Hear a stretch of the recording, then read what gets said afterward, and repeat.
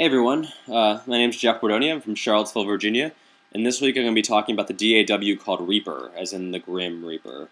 I've been using GarageBand, and I wanted to try something a little more powerful. So I'm going to walk through how to set up a basic project and basic audio track in Reaper. So when you open it up for the first time, you have your file menu on the top like normal. You have some project buttons here. Your main kind of area will be this track listing area, and at the bottom you have your mixing controls and plugins and MIDI stuff that you're going to use. So to get started, I actually want to save the project, and I'm going to call it music production. One thing is that it doesn't generally create a subdirectory for the project by default, so that means that your track listing kind of goes all together amongst projects. So make sure you do that. It'll kind of keep things a little bit cleaner. So we're going to save that and replace what I already had created in the first take. And then we're going to get started by setting some project settings. So if you go here, it generally comes up with a project settings tab by default, but you want to set your sample rate to 48,000 hertz. And this is basically how often we're sampling from the analog signal into a digital format. And then we go to our media tab. We want to make sure our audio format is set to either WAV or AIFF. Both are lossless formats, meaning there's not information loss in doing compression or anything like that. And as part of that, set the bit depth to 24 bits. And that's how much information is being sent each time we're doing a sample. And finally, this right BWF chunk, that's broadcast wave format, that's basically just adding some extra metadata onto your wave format that you're using. So it's good to set that. So we're going to say OK here, and we're going to also set up in preferences some more settings. One is going to be the make sure our interface that we're connected to is being used, so Scarlet here, which is good. And then we're going to go to buffering, and in buffering we want to make sure our buffer size is set correctly.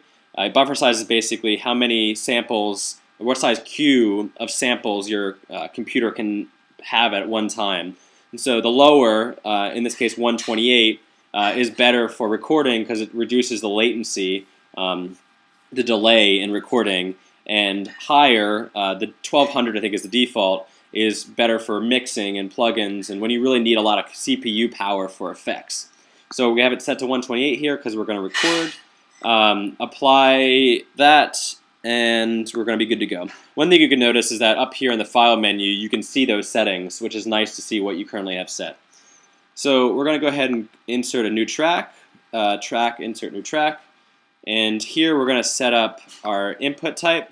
So I'm using a digital piano, so I'm going to do stereo, but if you were doing guitar or vocals, you would do mono. And then I also want to set the name of the track before I get started, so that files are saved to the right place.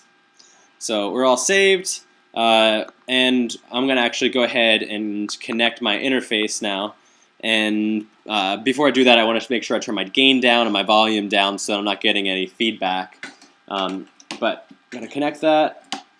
All right, that's connected.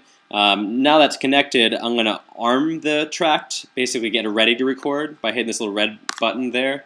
And when you do that, make sure you turn the volume down, because as soon as you hit that, the signal is sent to your output, so you don't want to get any loud noises in your headphones or anything. So once that's set, I'm going to turn the gain back up to get ready. And one thing before we actually hit the record button is I want to set up the metronome here. So metronome enabled right there.